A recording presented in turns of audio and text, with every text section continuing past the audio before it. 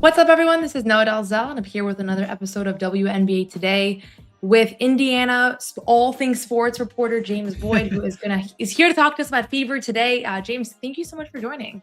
Thanks for having me. I've seen your career kind of take off in recent years. Big fan of yours. I think I've told you that online several times, and glad to join the pod. Yeah, no, I really appreciate it. And honestly, living in Boston and not having a team in market, I try to follow all the teams, which means that a lot of it is just sitting on my couch watching basketball, which I can't complain too much about. But you've done really good work just keeping us informed about what is going on in Indiana, which obviously is a team that gets outsized coverage.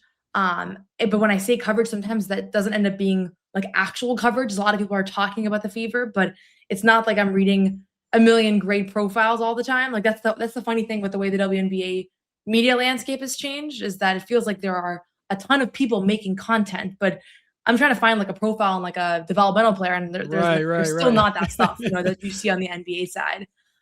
So you're one of the ones that is doing a really good job, and I'm happy to have you on to talk about the Fever, who have been a very interesting team to me from day one. I mean, obviously you have the core of Caitlin Clark and Aaliyah Boston and Kelsey Mitchel, which on paper is one of the best trios in the league, if not the best trio.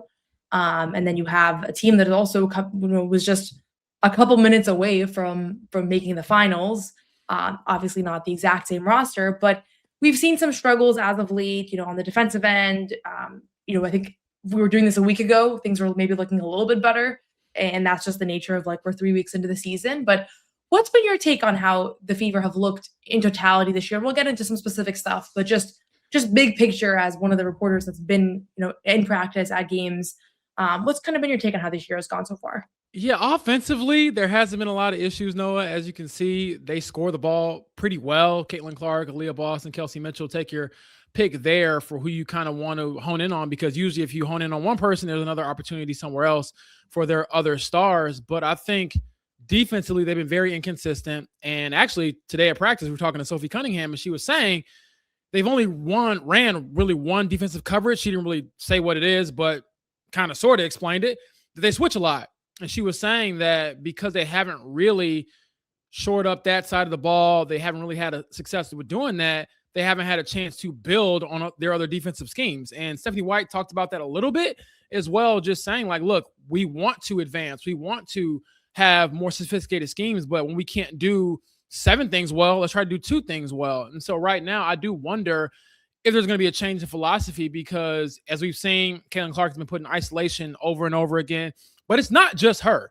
Kelsey Mitchel is another person that you look at and say, okay, are you going to put her in some action, try to wear her down? So I think teams are taking advantage of them having 2 guards that they look at is kind of maybe being weaker on the defensive end, and then just not having enough on the back end to offset that. I mean, we're watching the NBA Finals right now, or getting ready to watch the NBA Finals, and it's like how many defenders look a little bit better because Wemby's behind them. Yeah, that's a great thing to have.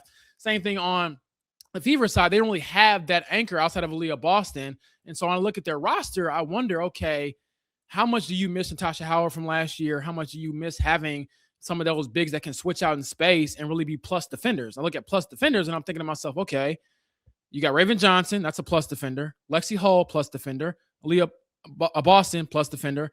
But outside of that, I'm not sure if Monique Billings or Maishines Allen have really lived up to where they were projected to be since joining this team. So defensively, a lot of struggles there. I think that's holding this team back ultimately.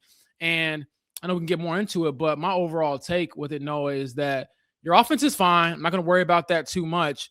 But can you get to a level of defense that's realistic for you, but still good enough to win? Because when the Pacers, for example, last year, went on their run to the finals, midway through that season, they were kind of struggling. And Rick Carlisle was very candid in saying, look, we're not going to be a great defensive team. We're not going to be a top 5 defensive team.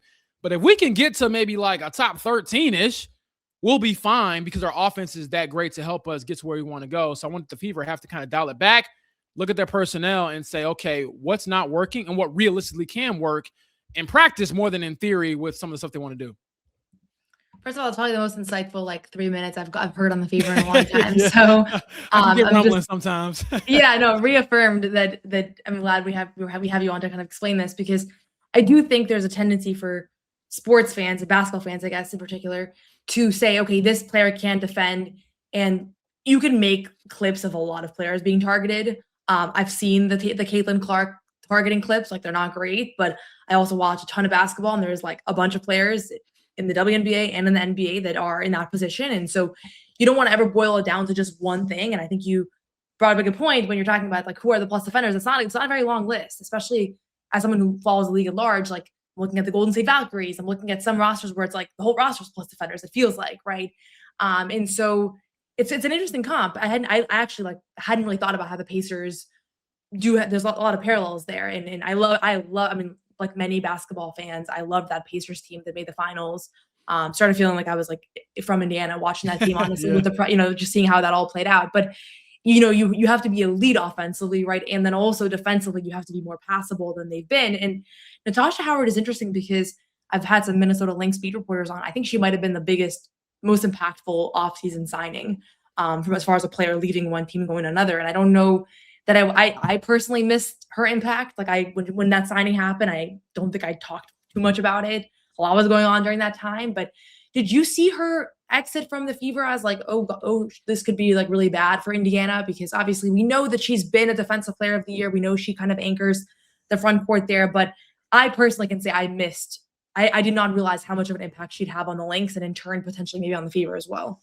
Yeah, you make a good point there, Noah. I will admit, I did not think of it as this groundbreaking development because to give the Fever some credit, they made it to within really an overtime period of reaching the finals with a makeshift roster. And so I thought, okay, well, if Stephanie White and company can kind of make it work with kind of just bodies being thrown in there, then maybe this loss isn't as big a deal. Not to discredit Natasha Howard and her talent. She's a very talented player, but she's also an older player. And I thought to myself, okay, maybe you can get younger with Mahi Shines, Allen, get younger with Mo Billings, and get players in there that can kind of fit that role. But maybe what I took for granted was the positional versatility, the experience, the IQ. I mean, this is someone who was a Commissioner's Cup MVP last year. And it's kind of a footnote of her career because of her accolades. And so I didn't look at it like that, but looking back at it, I bet you if we asked the Fever front office, gave them truth serum, like how much do you wish you had her right now, they really wish they would have, enjoyed that. Even going back a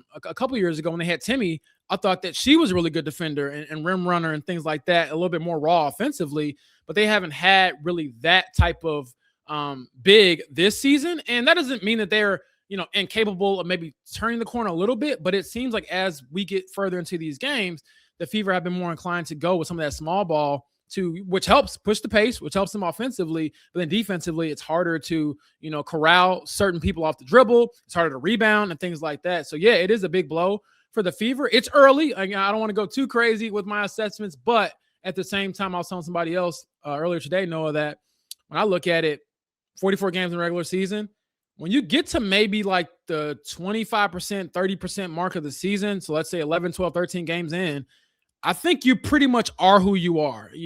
That's a pretty good sample size. And I can't keep saying, oh, it's early. Yeah, it's early, but you have to make some changes, I think, now. And the Fever were pretty candid about that today, actually. Sophie Cunningham revealed in her Sophie Cunningham manner that they had a team meeting yesterday to go over a lot of different things, air their grievances out, whether that's personal, whether that's on the court, whatever the case may be, to try to right the ship. Yeah, I saw the clip of Kelsey Mitchel asking, like, how do you guys know about that? Yeah. Which is always funny because I feel like as reporters, we're kind of waiting for like somebody to maybe say a little bit too much or be really open. And then all the other players now have to answer for that. So it was a funny development there. Last thing on the defense, because there is so much discourse around Caitlin's defense. And I've honestly watched most of the Fever games, but not all, and not as carefully as you have.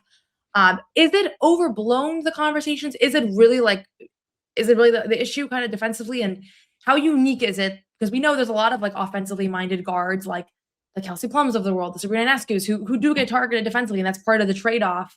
Does it feel like just another one of those examples, or is there a lack of compete, or like it kind of beyond the norm of what we're used to when we're talking about like high scoring, maybe undersized guards? I mean, she's not really undersized, but guards that aren't necessarily known for their defense. Yeah, I think you make a good point. And I'll actually go back to, I think you asked Joe Mazzulla this, it might have been a year or two ago, but you were asking him something along the lines of like rebounding and defense. We always say it's effort, but can you explain like what tactically can change and what tactically you can do? Because sometimes I think we discredit that whole half of the court and that whole half of the game because it's like, oh, offense is execution and defense is effort. like she's trying. I'm watching the game. She's trying. I do think the effort as a whole, not just on Caitlin, but as a whole unit lacked in that Portland game. And that was kind of embarrassing because prior to that, their 3 losses had been by combined 7 points. So they were in all these games. And Right. I mean, a few possessions here or there, they're undefeated. Whereas that game, they laid an egg against a team that was coming off a back-to-back in their own right. And how do they have more energy than you? How do they have more fight than you? That was a problem. But for Caitlin in particular, I do think a lot of what she goes through in particular, being such a big figure in this league and probably the most popular player, it gets, heightened, and it gets, perhaps a mind of its own, world of its own. When it, you see a clip, it goes viral, it goes everywhere. I think sometimes that can be overblown. She is trying on defense. There are other issues on defense besides just her. Because Sophie Cunningham pointed out, she was like, it's not, one player. She was like, when we switch this much, it's teams just exploiting any matchup. She was like, they're going to go at you if they see you in space by yourself. And also they're going to go at you if they see you, like if she switched on to like a big, for example. They had the Atlanta Dream coming in on Thursday. I'm sorry. I don't know how many instances they want, Sophie Cunningham trying to, guard Angel Reese in the post, like those types of things. When you switch like that, it creates mismatch, problems for the unit. So, yeah, she has to get better. They didn't mention how much isolation play that she's in. Is there opportunities maybe there to maybe not switch as much, to, pre-switch to try to get her out of some of these actions? That's an opportunity there. And they've tried a bunch of different things. I've watched all these games. It's not just like this one size fit all problem, but I don't think it starts in Southwest Caitlin. I think that's an easy thing to do. But at the same time, we have to be realistic about her limitations and also what the team is asking her to do over and over again. And she's frustrated, but I just want to make it very clear that it's not just Caitlin. And not to absolve her, because she has to be better on that end of the floor. But I look at it more like this, and you've been around the game long enough, Noah, to know this. Even with Tyrese Halliburton, to make another Pacers analogy, he was kind of looked at as the matador on defense, where it's like, all right, this guy ain't going to guard anybody. And then it's a little bit more personal. And then he tried to figure out, okay, what are some defensive tendencies I can pick up on? And also, how do I use my spacing and my positioning to be better? And she mentioned that as well, where you're not going to be this one-on-one stopper. That's not her game. But in the scheme of the team, can you help yourself? Can you help the unit? And can maybe get yourself out of some trouble a little bit earlier than what we're seeing? But, yeah, I even watched some of the clips just straight up from the Golden State Valkyries game from a few nights ago where they lost. And I thought she did a fairly decent job. They were making some tough shots. And so we'll see what the future holds. The NBA Finals are here, but the action doesn't stop when the confetti falls and the NBA crowns a champion, because it's a star-studded, scorching summer of sports. Women's basketball and baseball are heating up. We've got the world's biggest soccer tournament on American soil and the first ever MMA fight on the White House lawn. Make your picks for all these events and more this summer on Prize Picks, America's #1 sports pick app. I think I'm going to get into soccer this summer with Prize Picks. They're offering everything from group stage winners to goals scored. I'm excited to watch the big stars from countries like Argentina, Brazil, France, and the US and win money while doing it. What's cool is that I can stack game winners from soccer, NBA, the W, and baseball on top of my player picks for even bigger payouts. So now there's even more ways to play and win big when I get my picks right. I can make all my picks in the same app with Prize Picks, America's #1 sports pick app. Prize Picks is available in all 50 states, including California, Texas, Georgia, and Florida. Legacies are on the line in the 2026 NBA Finals. Get action on the biggest NBA games of the season and make your picks on everything from points and rebounds to dunks, three-pointers, and fantasy score before the NBA champion is crowned. Prize Picks is a preferred partner of the NBA. Download the Prize Picks app today and use code CLNS to get $50 instantly when you play your first $5. Download the app today and use code CLNS to get $50 instantly in lineups when you play your first $5. Prize Picks, a preferred partner of the NBA. Looking at the Prize Picks board for Wednesday night's action between the Toronto Tempo and the New York Liberty, both of which enter the game this 5-4 record. I'm picking Marina Mabrey for more than 3.5 assists and more than 7.5 points. And I'm picking Brianna Stewart for less than 18.5 points facing her former coach, Sandy Rondello. Yeah, and I think you bring up a really good point where it does get boiled down to effort. And I think maybe this is coming from someone who played basketball, but was never very athletic. And I felt like when I started playing, and especially like, in high school and stuff, I was always like, okay, I'm trying really hard, but everybody keeps scoring on me. And then you learn, okay, I'm really tall. I have long arms. Like I was like, okay, I'm going to leverage the things that I have going for me to find a way to make some impact, right? Even if you're always going to have certain limitations, there's always going to be certain things, foot speed, like there's certain things that are just, you are who you are. But I've seen so many players around the league, both leagues, you become impactful defenders, even if they still have their flaws and situations you want to isolate them away from them. I think about like, I covered the Celtics, Peyton Pritchard. He's very undersized. Teams pick on him a lot, but he's gotten really strong and he can actually guard like bigger wings better than a lot of people. And so he has found like what his thing is going to be, right? There's always going to be certain matchups where he's going to get, torched, but he's found ways to be on the court, 30 minutes a game for playoff teams because you have to, right? And so I have no doubt that she will find that, but it is tough when you have a backcourt where both players are more offensive minded players. And that's part of the, I mean, they're so good offensively that I think I understand why the Fever went in that direction, but there will be probably points in Caitlin's career where she's playing alongside a very defensive minded guard. Oh, absolutely. And that will kind of alleviate some of this as well. I do want to talk about this whole conversation around the Stephanie White, Caitlin Clark clip, which I have not weighed in on at all yet, because first of all, I don't cover the Fever and I don't want to be one of those people that's like, I watched a clip and I now have a take without all the information. I respect that. So for people who haven't seen this clip, which I think everybody probably has, from what I've seen, it looks like there's a little bit of a contentious conversation between head coach Stephanie White, Caitlin's on the bench, and then it looks like she kind of like pulls her and is like, like I think Raven takes the spot to sub in. Which again, I hate referencing my high school basketball career twice in one episode, but that's happened. But I've seen that's happened to me. I've been on both sides of that. I've happened to teammates, but we know there's this like microscope now, right, on everything that's happening. And I understand it, right? That's part of the game of being one of the sport's most popular players. Can you contextualize that interaction a little bit and just maybe provide like some thoughts on what we saw and whether should it have been a big story or should it have not effectively? Everything's a big story with Caitlin Clark. Come on now, you know this, but I know. Here's my take on it, and I'll back up and kind of give you some of the backstory. So when they won their last game, not their last game they played, but their last win against the Valkyries, that was the game after Caitlin returned from the back injury saga and all of that. And she was pretty fired up, went at Tiff Hayes, and they were going at it. She was fired up. She got a text. She got a flagrant foul in that game. It was a lot, but they win. And she was pretty good in that return. And I asked Stephanie White after the game, how do you coach emotion and what's good emotion versus bad emotion? And she mentioned that this fire that Caitlin plays with, this, insatiable thirst to win, is something I don't want to take away from her. And I would honestly liken it to more of like the Kobe and Michael Jordan world. Like, and I say this, I'll preface this by saying, I think that all athletes, male or female, should be allowed to have emotions. I think men, I cover the NFL. How many times I've seen a helmet get slammed on the sideline and no one loses their mind? Oh, he just cares. Like, and then it gets blown out of proportion with the WNBA. But all that you say, with Caitlin, she is not always a nice teammate or a nice person to referee or a nice person to coach because of her edge. But the edge is what makes her special. So within that, maybe about a week ago, Stephanie was saying, yeah, you know what? I don't want to coach that out of her, but there are times where it has to get reeled back in.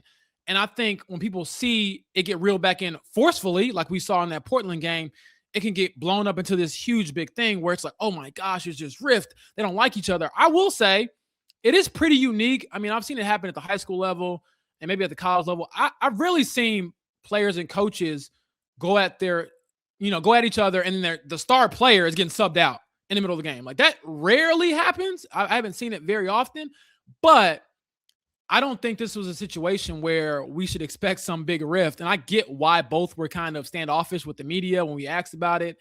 And I went back and forth, Noah, with like, should I even bring it up? Should I not? But I think when everyone's talking about it, it's good to contextualize it. And long story short, they're so similar. They're both stubborn. They're both hot-headed at times. They're both trying to win.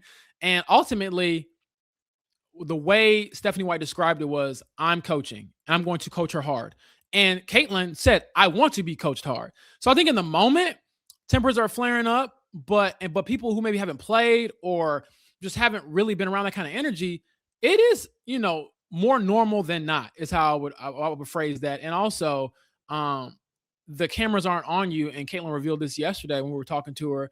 And I did ask her, like, how's the relationship? And it wasn't in a, clickbaity way. At least that wasn't my intention. It was really genuinely asking, like, how's the relationship? Because I know what it is. I've seen it, but who cares what James Boyd thinks about your relationship? You're in it. And she told us, and this is the first time I think she said this publicly. She was like, you know what? Last year when I got hurt for the final time and I pulled my groin in Connecticut, her arms were the ones I balled in. That's who I cried, with when I couldn't play anymore and my season was over. So was that public knowledge? No. Did we see a camera when that happened? No.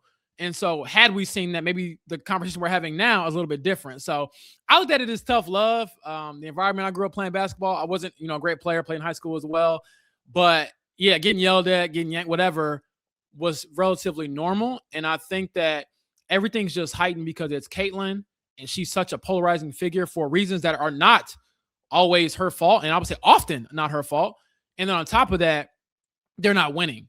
If that moment happens and they come back and beat Portland or they're not on a 2-game losing streak, whatever the case may be, everyone's just saying, oh, that's passion. They care about each other. They love each other. You know how it goes. No, like when you win, everything's great. When you lose, everybody's wrong. So I do think there was some miscontext there and just an opportunity to maybe pile on a player and a team that a lot of people have interest in, but just haven't followed all this stuff like I have. And I'm not saying it in a bragging way, but like it's my job. So I'm with it pretty much daily. So yeah, that's kind of my take on the whole thing. And I look at it again, if you win Thursday, you beat a good Atlanta Dream team, everyone's okay. You lose Thursday, the sky's falling. That's usually how it goes in sports.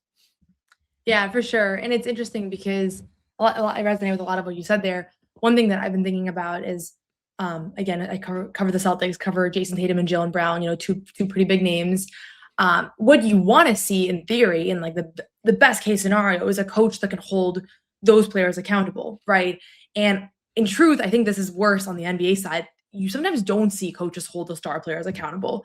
And that's what makes coaching in pro sports maybe different than college sports or, other places where it's like the stars kind of run the show, right? So you don't really buy into your coach anymore. Like, who are they going to keep? The coach or the star player, right? So we all know how that plays out. So my first thought when I watched that clip was like, damn, like, so she can just pull her out of the game and like, that's fine. And they'll bounce back from that because you don't really see that often.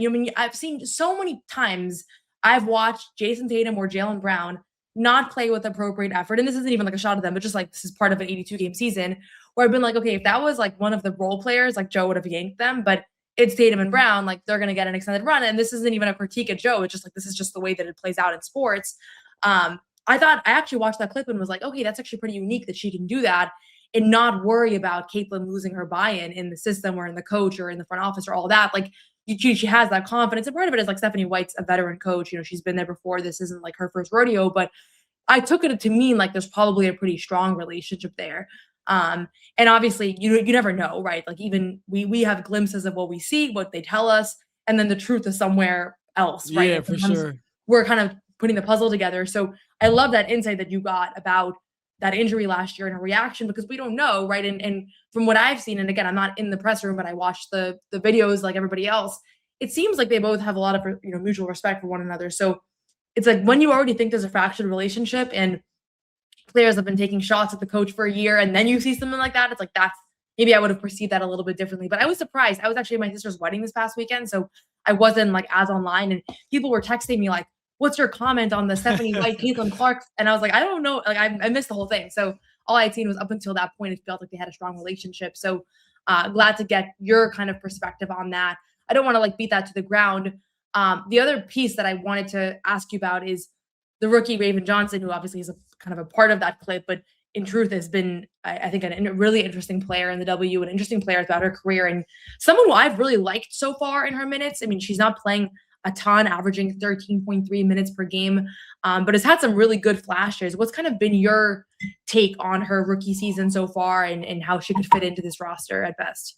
Yeah, Raven is someone who certainly brings the energy every day. Shout out to my boy Tony East, who also covers the Fever for various outlets. He noticed, and if you watch the Fever again, Noah, I'll let you pick up on it too. She kind of skips around the court on defense. It's a very unique gait. I don't even know how to describe it, but it's like her unique thing, and it just works because she's always, it seems like, on the tips of her toes, ready to pounce, ready to react to anything the offense is going to do. And the long arms are real. I mean, I saw her at South Carolina for years, but seeing it in person, I'm like, yeah, this girl can definitely, lock down other people and give them just a headache when it comes to bringing the ball up and things like that. Where the growth needs to come and what I've seen glimpses of is just shot making with her. And it was similar to kind of like Lexi Hull. Lexi Hull's first couple years in the WNBA, quite honestly, I was thinking, man, are you this caliber of player? Can you stay in this league if you can't make a certain level of shots? Because her defense was always there. And it's the same thing with Raven, where the defense is a plus, obviously, but then you saw, particularly when it came to that road game against the Valkyries, she was knocking down outside shots. And this isn't like I'm saying she's going one-on-one and ISO on players, but hey, drive kick, somebody got 2 feet in the paint. Can you make the defense pay? And if she can do that, she can be a very valuable player in this league. And I do think she settled in more early on in the season. I thought she made a lot of rookie mistakes, maybe going too fast and being sped up. And it's hard because we've talked to Caitlin about it. We talked to Stephanie White about it.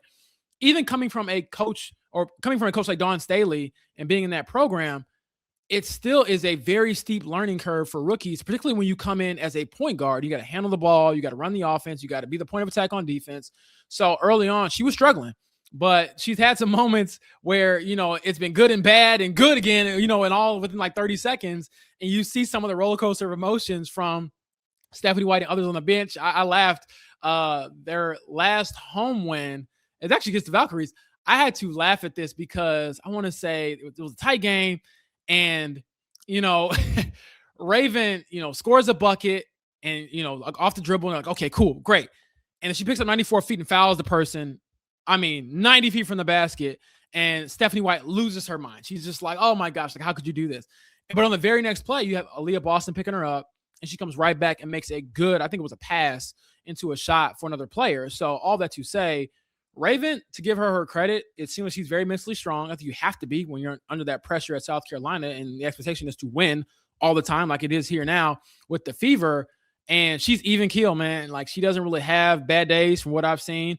She can have a couple bad moments, but she gives herself grace, and she's very resilient, very feisty. And ultimately, Noah, and I think any coach would want this, you would prefer a player who makes mistakes because they're being aggressive or they're being assertive or they're caring about the game, not just maybe letting the game happen to them. They're trying to, make an impact. So if you're trying too hard, in a sense, to make it simple, that is a good problem, I think, that the Fever have in Raven Johnson, and she's continuing to grow. And again, you talk about trying to keep Caitlin Clark fresh, dealing with the back management this season, and having just played 13 games last year, she still has talked about getting over some of the mental hurdles.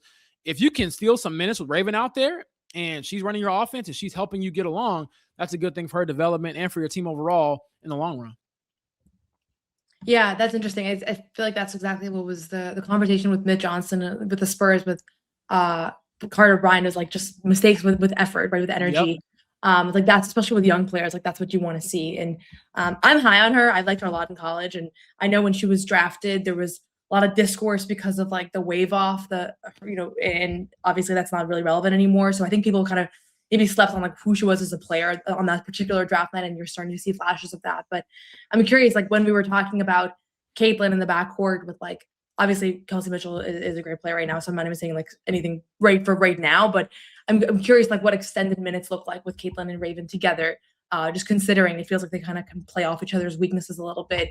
They haven't gotten a ton of run yet, right?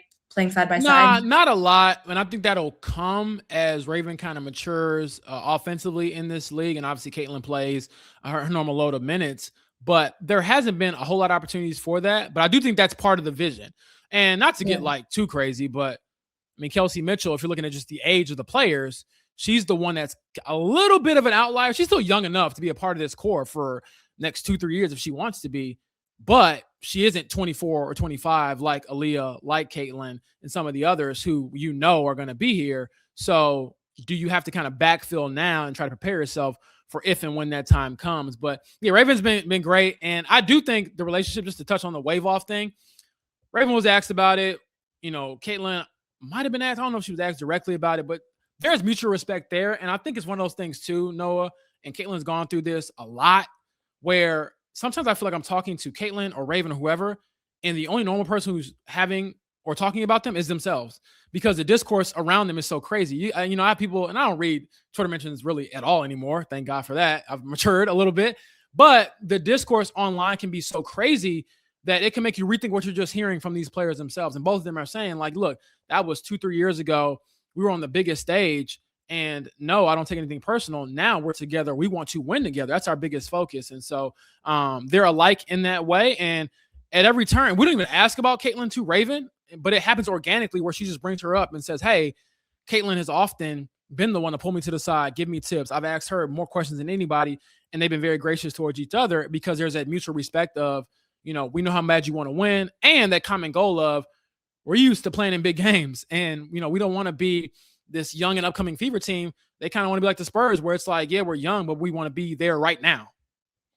Yeah, it's such an interesting one. And I don't mean to like touch on all the viral stuff in this episode, but I feel like it's naturally kind of come up because that's the stuff that ends up, kind of being what people talk about when it comes to this team. But I always thought that was funny because it's like not that unusual of a thing for somebody to be like, let them shoot. And Raven wasn't like a great shooter at that point, but obviously it turned into a thing where she's dealing with all this hate for a long time, which is a big deal, right? Not maybe, I don't think anybody would have projected that in that very moment that would have happened, but it seems like everything around Caitlin Clark, like in the moment you might think you just saw something that's just what it is, and then it takes on a life of its own after the fact, right? Like even this back injury thing you mentioned, like I do injury reports every game for the Celtics for WNBA, like a lot. It's not that unusual that something pops up last minute when a player wasn't on the injury report. And a lot of times, especially with things like back, where it's like you wake up with a stiff back or this, and that turned into like a huge story.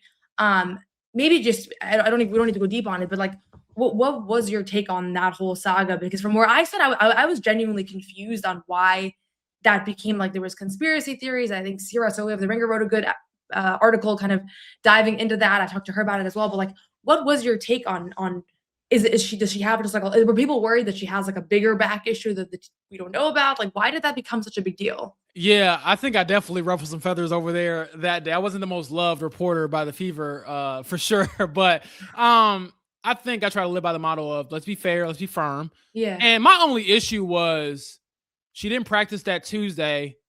She got treatment on her back, and they never listed her as being a non-participant in practice. They never listed her as being questionable or probable the day before the game. And then the day of the game, and the WNBA injury reports, they get updated every 15 minutes on game day. Right. She was never on there until 10 minutes before the doors opened, and she was ruled out for the game. So my only issue, and I made this very clear to the Fever, and I think I've matured to a point where I try to speak with some authority and not just go with every company line, because I understand the Fever and what I was told, behind the scenes, and they didn't intend for like the fans to be kind of on the short end of the stick in that situation. My only thing was, yes, your intentions may have been one thing, but the results are this. And so because of that, this is why you should have done it differently. If you just say going into it, hey, she woke up with a sore back, she's getting treatment on it, put her down as probable, put her down as questionable, whatever, that to me is very transparent for everyone involved, whether that's the fans trying to come see her play because she's still such a big draw, and people hate talking about this, and I hate talking about it myself because I can't bet. I don't bet on any league that I cover. That's against our rules at The Athletic, and I wouldn't do it morally anyway. But when you got in bed as a company, meaning WNBA, with these betting outlets, and you've used all that money to generate great revenue, you have to be transparent with your partners too. So that means you have to kind of be over scrutinized with your body. And yes, Caitlin, when we talked to her about it, she was pretty on edge and sarcastically gave us every detail of her day leading up to being ruled out, and even what she had for breakfast. And I understand all of that, but maybe this is the point for the Fever and the league to kind of teach their players, like, look, this isn't James saying, I need to know everything going on with your back. I'm saying this was a rule that the league has implemented and you didn't follow it, which is why I was asking. I think I asked Stephanie, why are you going to get fined for this? And they weren't. And she said, oh, I don't think so. But they did get a warning. And then you've seen every game since then, she's been probable. So I did ask Caitlin, just to kind of get it on the record, hey, when did these back issues start? Is this like a chronic thing? Was it an incident, like maybe one hit or something? And she said it was something that she's kind of dealt with within the last year. And the way she kind of phrased it, Noah, was that she played through so many things last year at her detriment that now she's trying to listen to her body more so she can be better and ready for the long haul. And I did ask her too, like, if and when it gets to that point, will you have to play through some pain? Will you have to maybe push through some discomfort? And she said, yeah, but just not in game 5, which it was when she got ruled out. So that became a big story. And then, she comes back and she plays great against the Valkyries, and they win at home, and everything is great. And again, that's kind of been the ebb and flow of this season, where they've looked so good in certain moments and they look so poorly in others. And they've given up 100 points 3 or 4 times this season in 8 games. That's a 40-minute basketball game that you're doing that in. So not ideal from the Fever, but certainly a lot of room for them to grow. And for Caitlin, I do think big picture wise, they want to be safe with her back, but I don't view this as something, unless it becomes like, every other game you're missing, it's something where my antennas are all the way up. It's something to monitor for sure. But that situation, I think, was just a lack of transparency made it bigger. If they had gone back to the beginning, said she was questionable, ruled her out, it's a story, but not a saga. So it was really just about the fact, like, it was a last minute thing, like, as far as like doors are open. Yeah, exactly. Just be transparent to the fans, because we have parents that spend money, and it's not cheap to go to these games. Yeah. I'm not saying Caitlin owes the players or anybody, to make this very clear. Like, no players have to play through every injury, or everything to appease the fans. They want to, most of them do, but realistically, just be more transparent. And even if you're overly transparent and she plays and you got to list it as questionable, probable, that's better than the reverse. For sure. And yeah, it's interesting because with the back stuff, I remember watching the first game versus the Wings, and she was like in the back hall with the back, whatever it was. And I was like, I don't remember her having a back thing. And certainly, like, from a, that's noteworthy, right? Because sometimes those can be lingering things. Sure. And lingering injuries are a big deal. So yeah, that's actually really helpful context. We can wrap up here in a few. I do want to kind of take a bigger picture look at this team. They're 4-4 right now. You mentioned the defense. It's funny because I did a power ranking like a week ago, and they were like second or third on my list, because at that point they had been in every game. I think they were 4-2. And it's amazing like how quickly things shift in just a couple of games right now, because also just the strength of schedule is a factor as well. Like, I think they've played a couple better teams, and you kind of see what happens. What do you see as like the ceiling for this team? Like, do you believe in this team as like a championship contender? Do you think that as they're currently constructed, it's a little bit more difficult? Like, what's your gauge? Because I think that, like you've alluded to a couple of times in this episode, there's this feeling in sports in times of like, you win 2 games, everything's great. You lose 2 games, the sky's falling. Everybody hates each other because you lost the last 2 games. Like, that's just, it's funny how it plays out really in all sports, but trying to take the emotion out of it. Like, how do you kind of evaluate where this team could be if things improve a little bit on the defensive end? I do think they can be, I can't say dark horse candidate to win the championship, because we are all aware of the talent that they have. Yeah. But they, in my mind, whenever like the favorites, I didn't have them on the same level as the Lynx, for example. Even, before Olivia Miles looked like how she's looking, I'm like, wow, that's quite the pick. They look pretty good. Obviously, the Aces, you can never count them out just because of Asia Wilson, who is, my God, just a great, great player in her own right. So I kind of look at her as like when LeBron was doing his thing in Cleveland, where it was just like, or in Miami, where it's like every year you really can't judge them, even if they're kind of mediocre, because they have that player you kind of have to get through. And I look at Steph the same way. Who's someone who's been traumatized before. I'm just like, I got to see the body before I mark them dead. So they're another contender. And then other teams out there that have improved, even the Atlanta Dream coming in Thursday, they're a very good team. But all that you say, I think the Fever, their ceiling is still a championship. But what makes it unique is because they, in a way, maybe overachieved last year, the pressure is so high to get through, because now the conversation becomes, oh, if you don't get to game 5 of the semifinals, then it was a lost season. You failed. You got worse. Whereas in reality, I mean, if you re-simulate that season from last year, are they getting to that point again? Like, that was pretty remarkable to see. So they have a chance, but I do think they have to be more realistic with what their defensive prowess can be. I'm not going to say I hate. I don't love all of the switching. Maybe a little bit less of that. And, is there a little bit of, different defensive tactics they can deploy to maybe not have it so where, every single, isolation is basically Caitlin Clark, being picked on?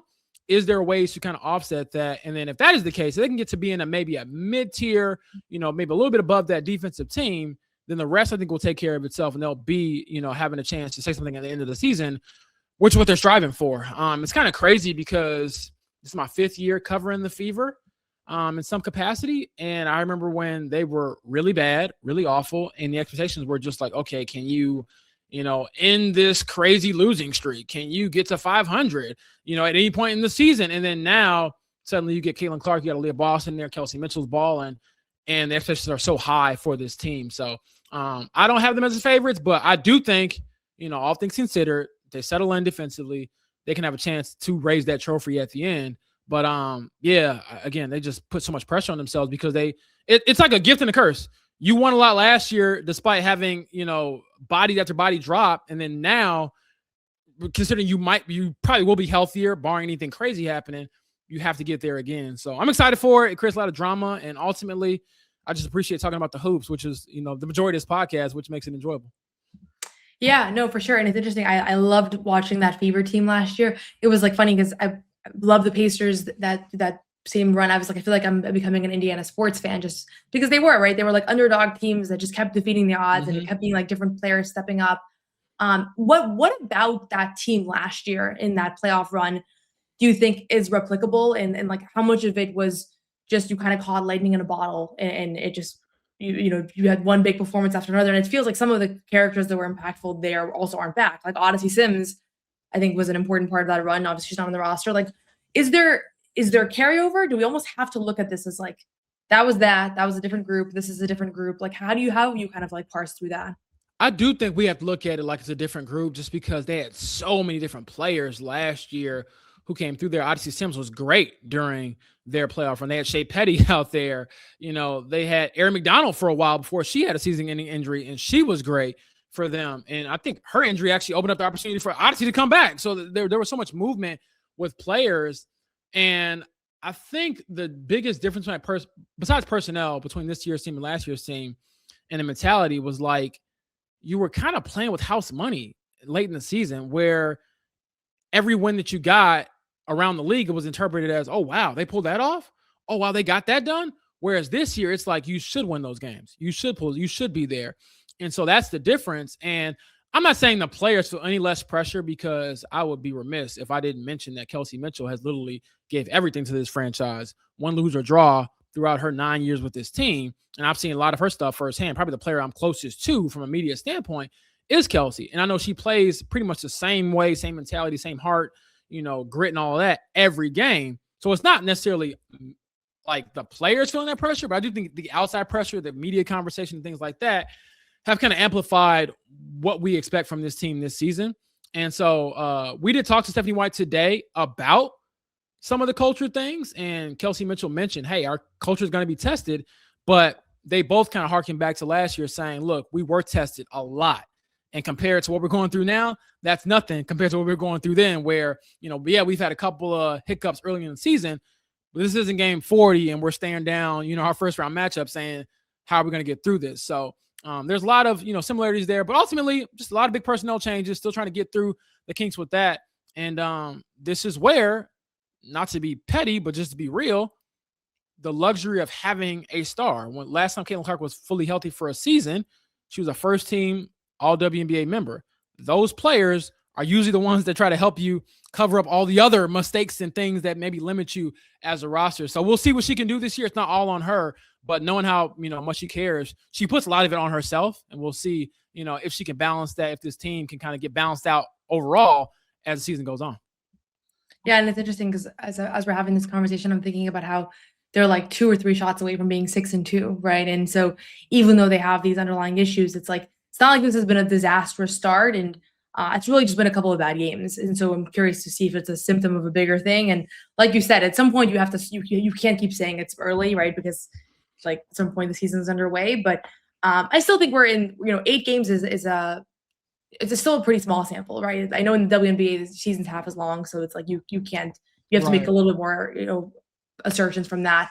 Last thing I wanted to ask you about, because I feel like we haven't talked about her enough, and you just mentioned her, is Kelsey Mitchel. I'm curious. I have, you mentioned you have a good relationship with her.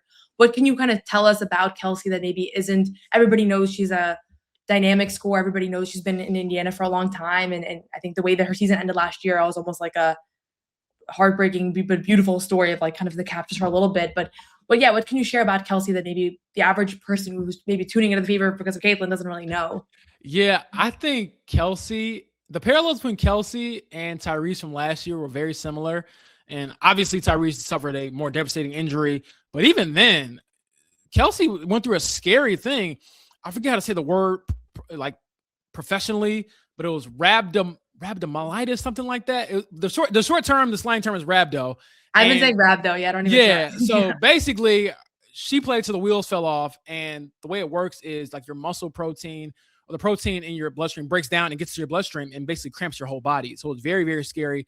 If it goes untreated, you could legitimately die or have something very horrible happen to you.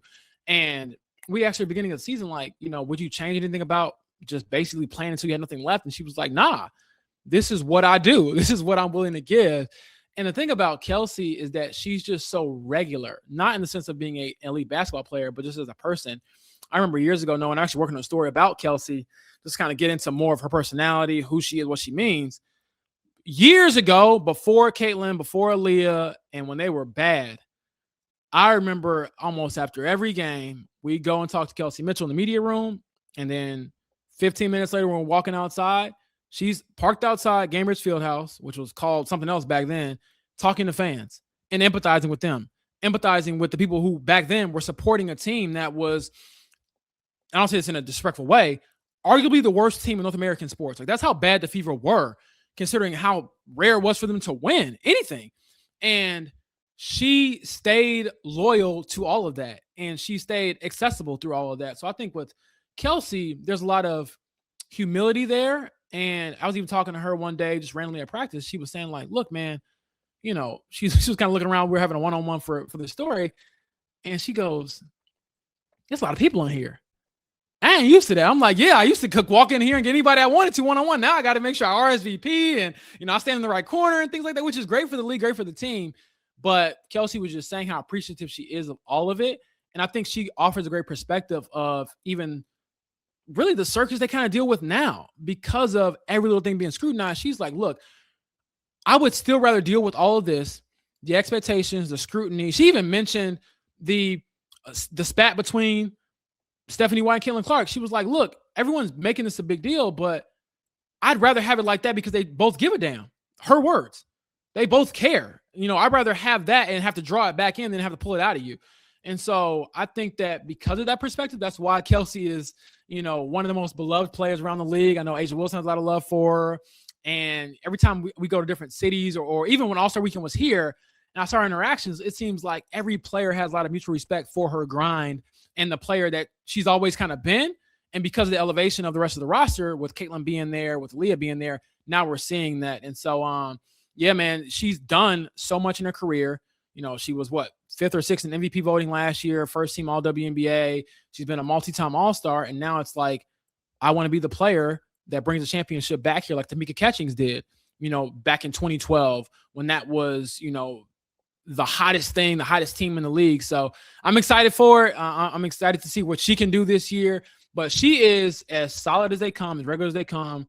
And I promise you, if she didn't tell you she was a professional basketball player and you didn't know, you couldn't be able to tell, like if you're out on the street, because she acts like a woman of the people, which I think makes it very endearing for her and why certain longtime Fever fans, and the new ones are great too, they love her because she keeps it very real, very honest, holds herself accountable, and tries really, really hard. And I think anybody that tries hard, whether it's basketball or just life in general, you tend to really rock with those people because anybody can relate to trying. And that's what she's doing. Yeah, I'm glad I got that question in at the end because that's really insightful. James, thank you so much. This was just as someone who tries to cover the league at large, but you really can't be on the ground for every team. I feel like I learned a ton about the Fever, and I'm sure the viewers did as well. Anything you want to plug before you get out of here? I would just say check out my work at The Athletic. I also have the James Boyd podcast, and you can hear me every morning here in Indianapolis, 7 to 10 a.m. on 107.5 The Fan. I have crust in my eye after watching these Fever games for people like you all to tune in. So I appreciate you letting me come on. And like I said, stay tuned for the Kelsey Mitchel feature I'm working on, just doing some digging, doing some back, ground stuff. But I promise you, she's an awesome person. I had a chance to talk to her multiple times one-on-one, and it'll be worth the read. Awesome. I can't wait to read that. Thanks again. Hope we'll have you back at some point, and yeah, enjoy the rest of the season. For sure. Thanks for having me.